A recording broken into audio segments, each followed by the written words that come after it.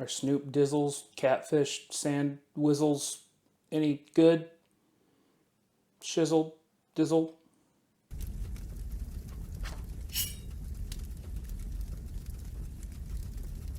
Hey guys, today we are back with another episode of Cooking by the Book.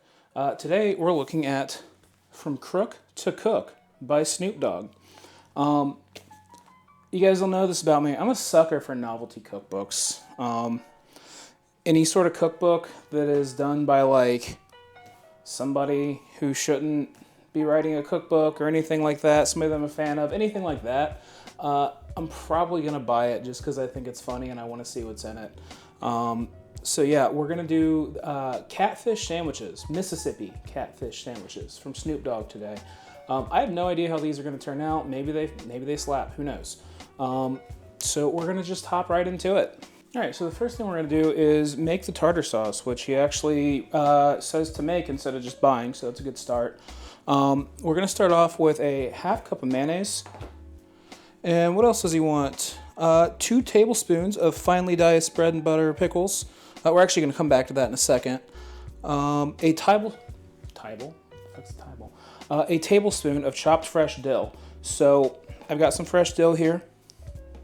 And if you've never worked with dill, you don't want to use this big girthy stem right here. So you're just going to start coming around and picking off the bits here. I think what I have set out is going to end up being a little bit more than a tablespoon, but not worried about it. Not even a little bit. And just discard those stems. I'm just going to come across with our knife here. Give it a good chop. Get nice and fine. And this is, actually that's about a tablespoon, so good on me. And then we're just going to take that, a little scoop right into the mayonnaise. Just let it sit there for a second. 2 tablespoons of finely diced bread and butter pickles. Now I've got the like plank style ones right here. And I'm going to just go ahead out on a limb and say that 2 of these, roughly, are going to equal 2 tablespoons.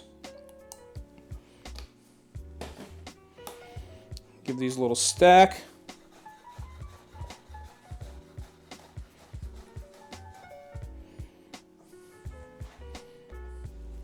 We'll rotate.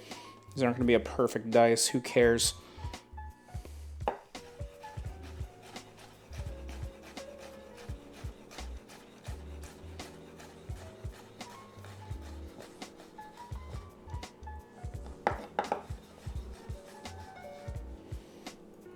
And just for the sake of making it pretty fine, give it one more pass. And then now he also says to use 2 tablespoons of the pickle brine itself. Not tablespoons, teaspoons. It's going to be a big difference. Don't mess that up. 2 teaspoons. So, meh and meh. Yeah, that's about meh. All right, cool. So, just gonna give this a stir with a fork.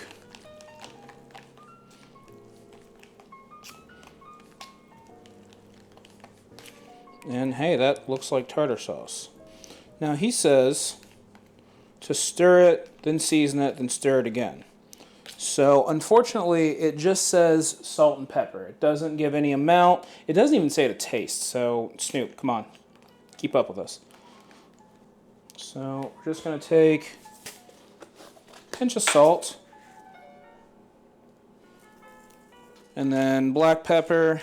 You guys already know about my love affair with black pepper. I think that's actually a good amount right there. So I'm going to give it a little mix up, get it all nice and incorporated, and let's give it a taste.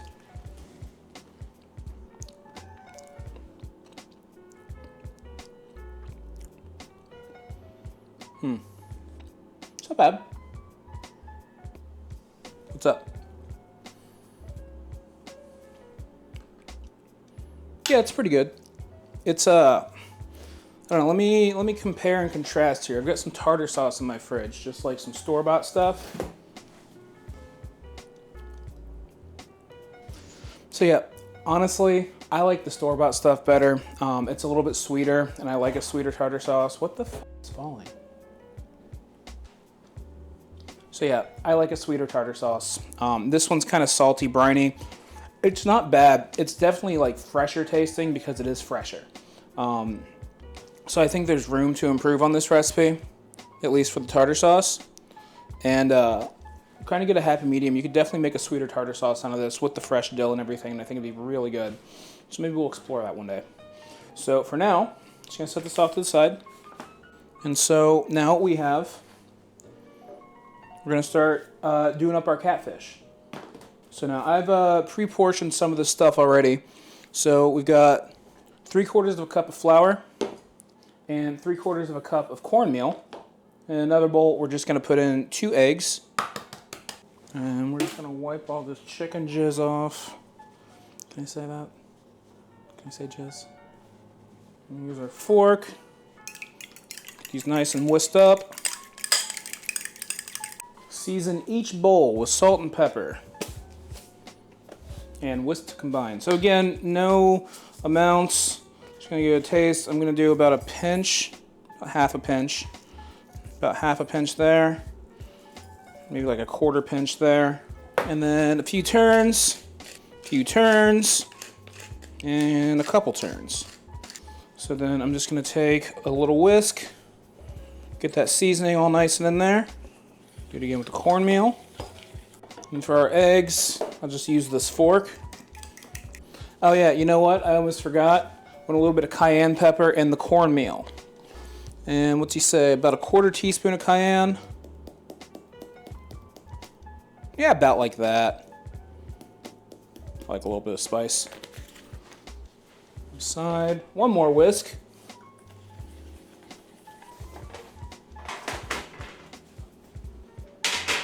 Someday I'll buy a baking sheet that fits the liner. Why can't I think? The cooling rack. That's the word. Yeah, this doesn't fit, so you know, whatever. Not a big deal. By the way, if you guys noticed, I found my voice recorder that I use for my mic. I found it in the spot that I looked in several times. So I don't know if I'm going crazy or if the ghosts are messing with me. I don't know. Point being, I hope that this sound isn't significantly worse than using my actual USB mic that I have to haul in here and plug in.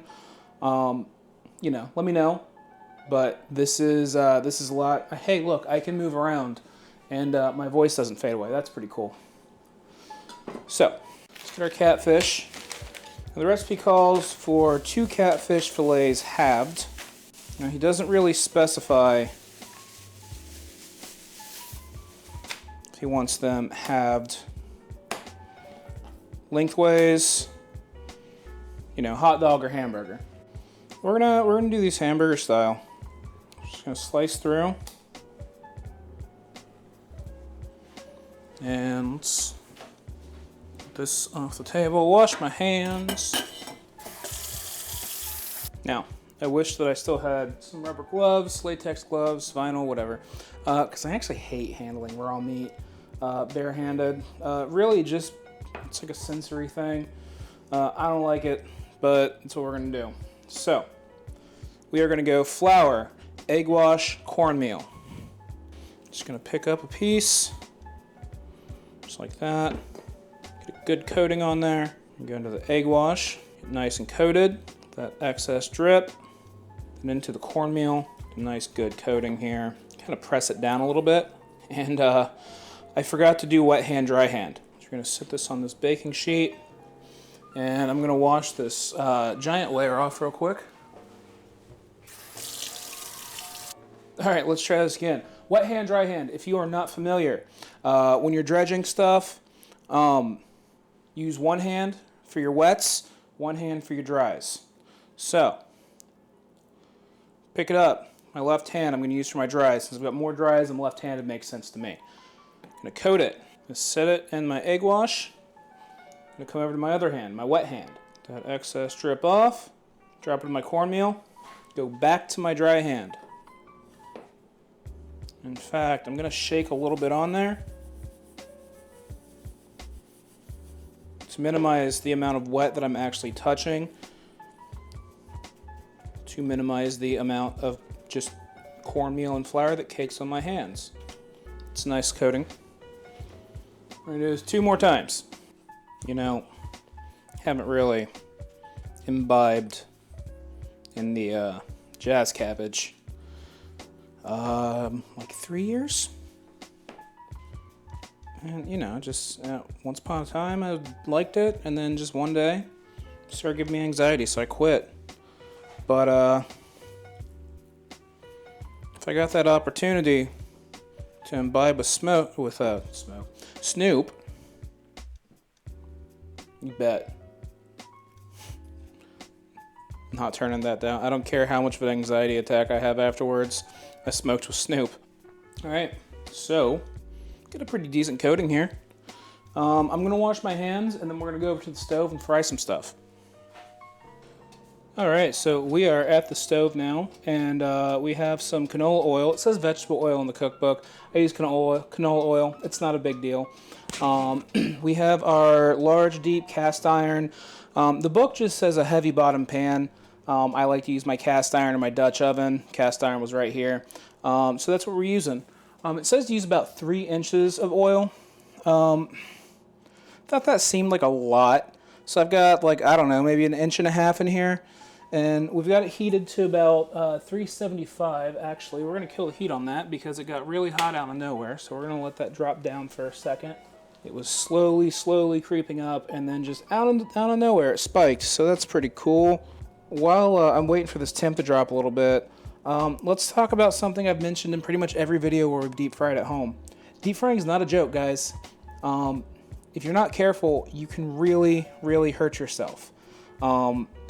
And I don't want to hurt myself. I don't want you guys to hurt yourself. So always make sure when you're deep frying, you're keeping track of the temperature, especially if you're just doing stovetop and you have to manually control everything. But also making sure that your fry vessel isn't too full. You never want it filled more than halfway, because once you drop your food in there, it's going to bubble up a lot. And if it's filled too much, you're going to boil over. You're going to have a real bad time.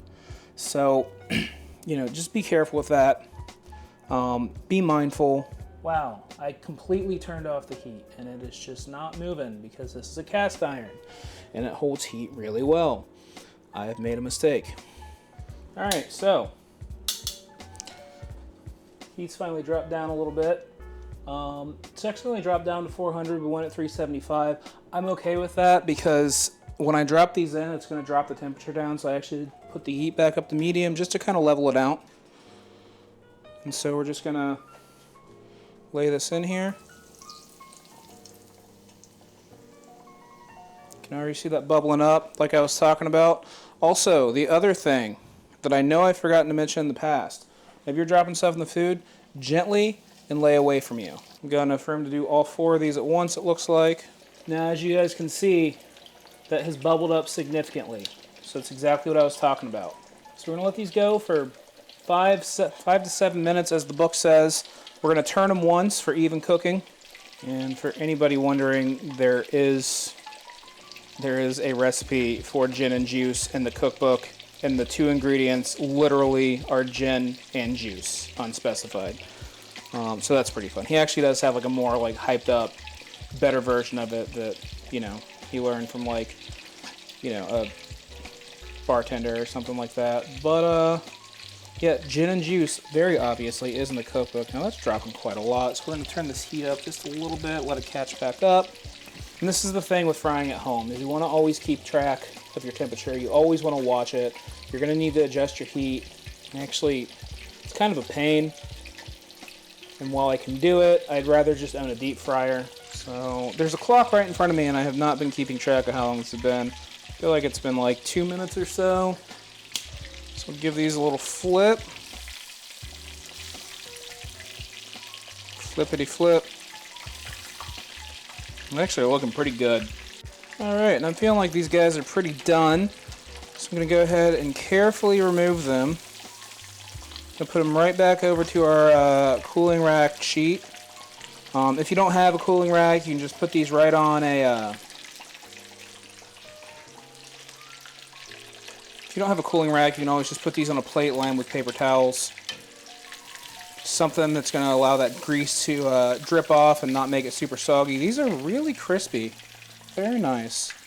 And it doesn't say to do this in the cookbook, but I'm going to go ahead and hit these with a little bit of salt once they're on the plate, on the sheet. Just because you should always salt food as soon as it comes out of the fryer. Helps absorb some of that grease, makes it nice and crispy, adds a good little bit of flavor, and a little bit of salt. Alright, so got our catfish out of the fryer. It's looking nice and golden and crispy, which I really like. We've got some bread here.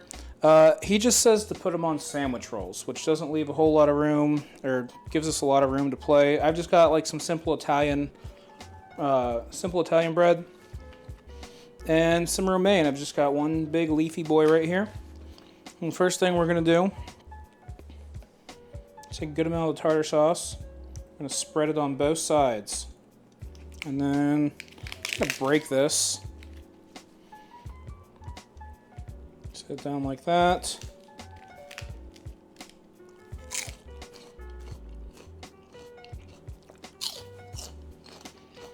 And then we'll just take this guy. It says use hot sauce if you like. I might. I'm gonna try it without it first. Next thing I'm gonna do is take a bite. It's pretty good. The tartar sauce is really bringing it through. Like, the tartar sauce really carries the sandwich. The catfish is a little drab, but not terrible by any means.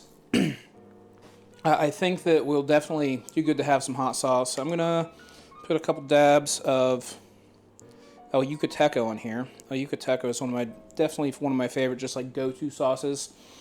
This is back on. One more bite, just for posterity's sake.